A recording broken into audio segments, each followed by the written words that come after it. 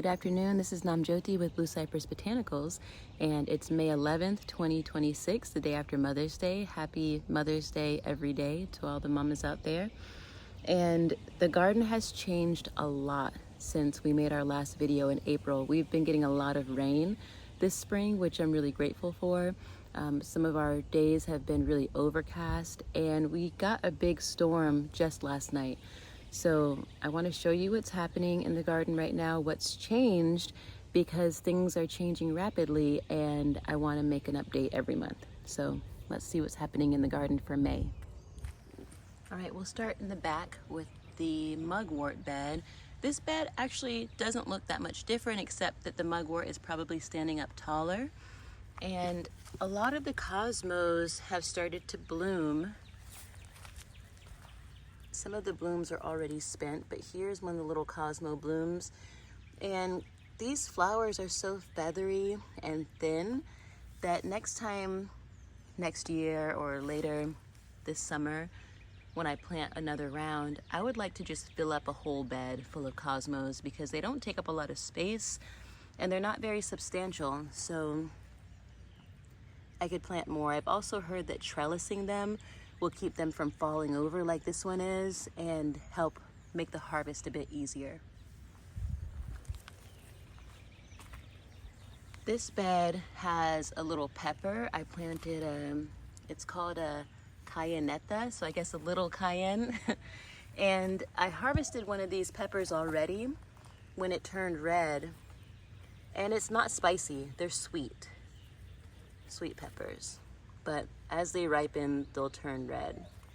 And I got these peppers because I was looking for a good red pepper to make wreaths out of. So as they turn red, I'll harvest them and dry them and save them up to rehydrate them a little bit and make them into some wreaths that can be kept in the kitchen for cooking. These purple Cherokee tomatoes are ripening. There's another little one. I feel like I pruned this tomato back way too hard, and so it's taking a long time to recover. It's the first time I've ever really pruned a tomato, especially back so far. So it's just a learning curve for me. Here is the experimental flower bed.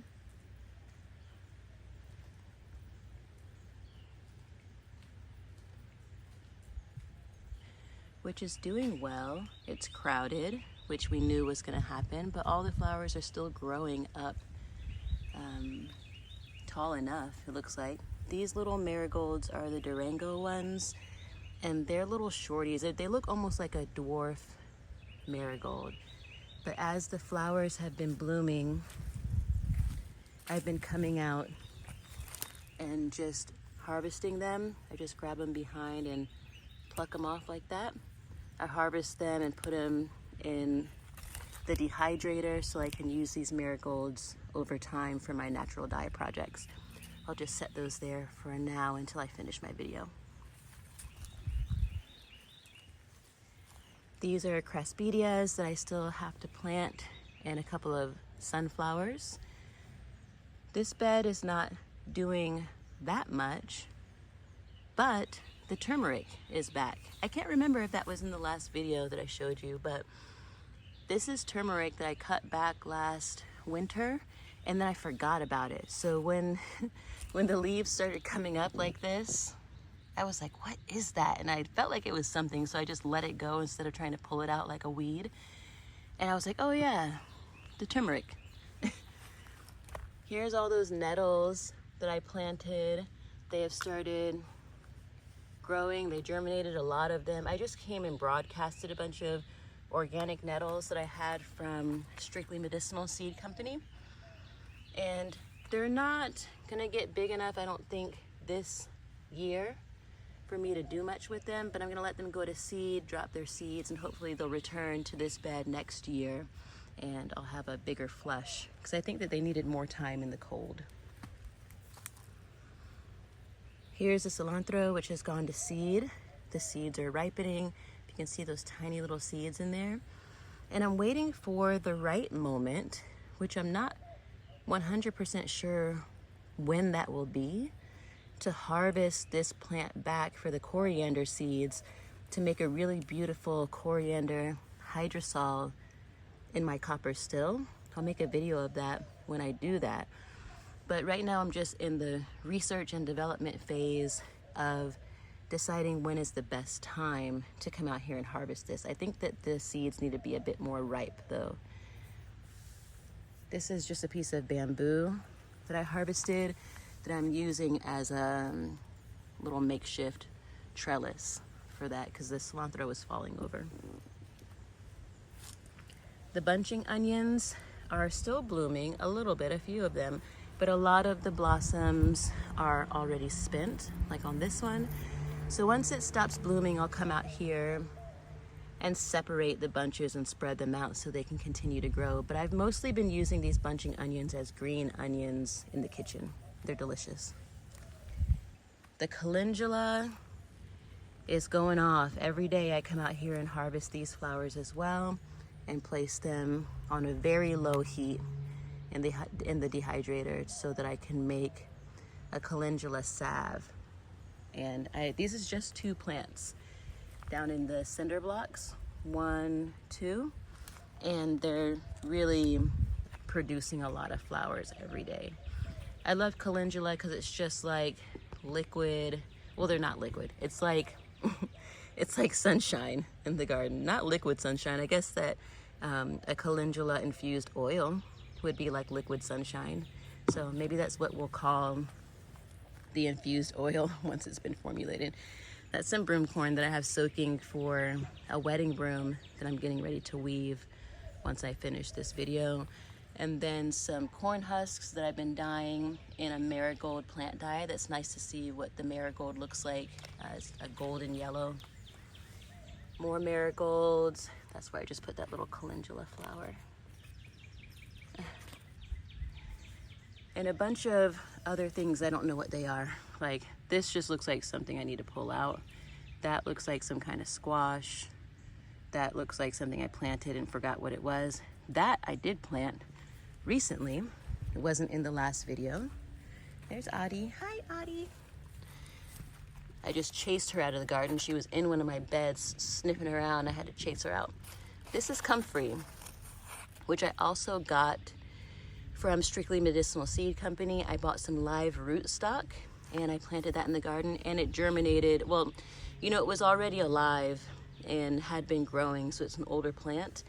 And, you know, it was popping above the surface in just a couple days. This clary sage bed is suffering. Something's been eating it. I can't figure out what. I never see anything on the tops or the bottoms of the leaves, but I never see any grasshoppers on it. But I've been spraying it with some Captain Jack neem spray to try to see if it will recover. I don't really know what to do about this, but it's only a little bit of the clary sage that I have, so if it doesn't work out with this clary sage, I have a lot more in other parts of the garden. Audie. All right, this is a trellis that I just built the other day. Let me step back so you can really get a good look at it. It's a trellis for these gourds. All these flowers were opened up this morning.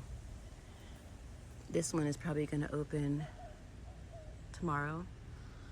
And I think that these might be birdhouse gourds. Let's see if there's any gourds forming yet. You can see on the back of the flower where they'll be coming though.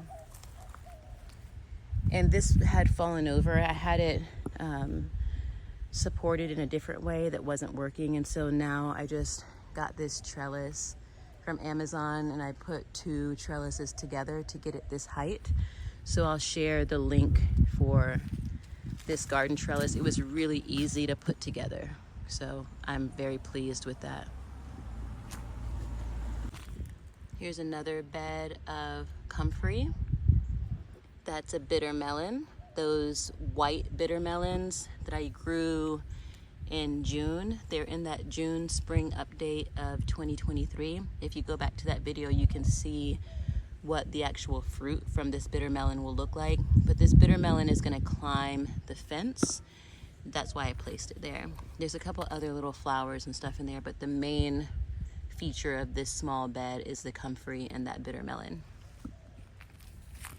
Now, I said that when the Sweet Francis rose bloomed, I was gonna make another video, and this beautiful rose opened up this morning. This one will probably open tomorrow, and there's a lot of other buds on this rose. I'm so happy about this. This is the first rose bush that I've grown in a few years, and so I'm really pleased with how it's turning out.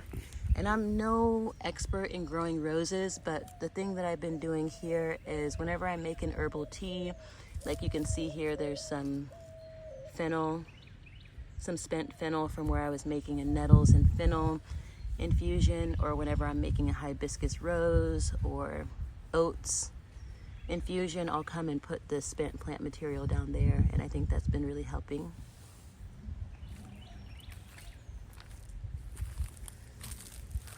There's the columbine, the giant columbine. If you look down inside, there's a lot going on in this plant. I have considered moving it out of this pot, but I don't want to disrupt it, so I'm just gonna leave it in there and see what happens. There's some marigolds growing out of the cinder block. It's beautiful canna. Oh, look, that's getting a flower. Oh, I'm so excited about that. The cannas have been doing really well. That one I left in a pot just to see what was gonna happen, but look at that, it's doing great. The other cannas are over here. All these cannas, if I get down low, you can see how big and beautiful they're growing. They're nice and tall. Lots of zinnias or zinnias, depending on where you're from. This little bed has tiny, tiny, tiny little germinated bee balm and other herbs and stuff that I've thrown in here. You see the little tiny seeds. I've been focused on keeping this bed moist because it needed that moisture for all the seeds to germinate and the light. And I put this little chicken wire cage over it so that the cats will stay out of it until the plants get big enough to just kind of defend themselves and take up some space. You know, my cat problem. One of which is my own cat, but there are a bunch of neighborhood cats too. I just saw a hummingbird. As soon as I did the intro for this video, when I turned my camera off, a hummingbird came over. It was drinking out of this foxglove, and I tried to capture it, but I missed it. But I did experience it, and it was beautiful. This is they call it Mystic Spire Sage. It's a salvia. I just planted that the other day. There's a little ladybug. That's a good sign on the Pink Panther foxglove. Sorry about my shadow. There's passion vine is starting to climb now. I'm stoked about that because it's really going to take off now that it's got a place to climb. The straw flower is getting big. More marigold. All the cannas. Here's that clary sage that I kept in a pot. And then here's all the other clary sage that I planted along the fence line. It's just really kind of falling over at this point, but it's really grown a lot. Here's some like grass and stuff that doesn't need to be in there. I'll do a little bit of weeding while I'm out here. But the clary sage is doing really good, so I'm excited about that. And I was rubbing on the leaves just earlier this morning, and they are so pungent, and there's nothing like the smell of clary sage. If you've never smelled clary sage before, I highly recommend that you get yourself some and smell it. Rosemary, I don't know what this mint is, but it really smells like spearmint. But it doesn't look like any spearmint I've ever grown, but that doesn't mean anything. You know, there's all kinds of variations. So I think that this is spearmint. And That would make sense because it has those like purple stems. I do recognize that as a characteristic of spearmint. There's some more of that beautiful quartz crystal that came out of my backyard like a miracle. It's got like a little rainbows in there. Basil, a little, maybe it's a cherry tomato. I'll go around to the other side and show you the tomatoes on that. But it's like a little bush tomato. More marigolds. Watermelon. Maybe the watermelon will also climb the trellis. It hasn't put out any tendrils yet. I think that's watermelon. I got that from Bird's Nest Box, Feilani. That's a little okra that's not doing really well. There's another one. So I'm gonna plant some more okra, and this zinnia is getting eaten up by something too. So I really want the marigolds to start doing their job, but I think everybody just needs to get a little bit bigger to keep some of the pests away. But I'm gonna plant more okra because I really want to eat roasted okra this summer. And so I need the okra to grow so I can do that. More zinnias. These are just in a pot, but they look good. Oh yeah, and this marigold is just like, it's coming up out of the calendula, but it's in this other cinder block. And it has a bunch of bulbs on it. And it's standing up nice and tall in the sun. Look, and that's calendula right with it. So the marigold and the calendula like being next to each other, and that makes sense because they're both so sunny and golden. Maybe they're sisters. Look at her, Audie. Hi, Pookie. She looks so much like Henbane, it's crazy. If you remember Henbane, my other cat. The indigo I harvested back and used to dye a dress. This looks like some kind of squash. I don't remember planting that. And the craspedia, the drumstick flowers are growing really slowly. I'm not sure why, but I'm just gonna give them some time. You know, sometimes things take off later when you forget about them, you know? Let's get in a little bit closer. Let's see, we zoom. See those tomatoes? I'm excited for this bush to get up off the ground as it continues to grow. It has a bunch of blooms on it still, so I don't remember what kind of tomatoes those are either. See, this is my method of gardening, to plant stuff and then just kind of forget about what it is. But it's nice to have a surprise, you know? Let's see, did we cover everything? I think we did.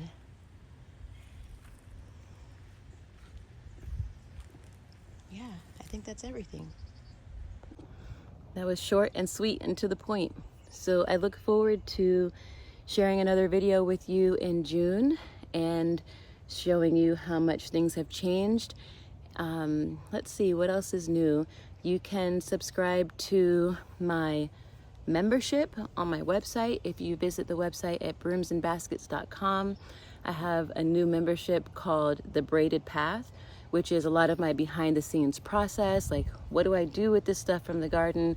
How do I incorporate it into my dye work, into the work with the corn husk dolls? These mosquitoes are biting me, so I gotta get out of here soon. Yeah, please stay in touch. I'll also link my GoFundMe if you're interested in supporting my work by donating to my GoFundMe so I can continue to do these projects and make these videos. Then I'll leave that link in the description as well. And I'll see you in June.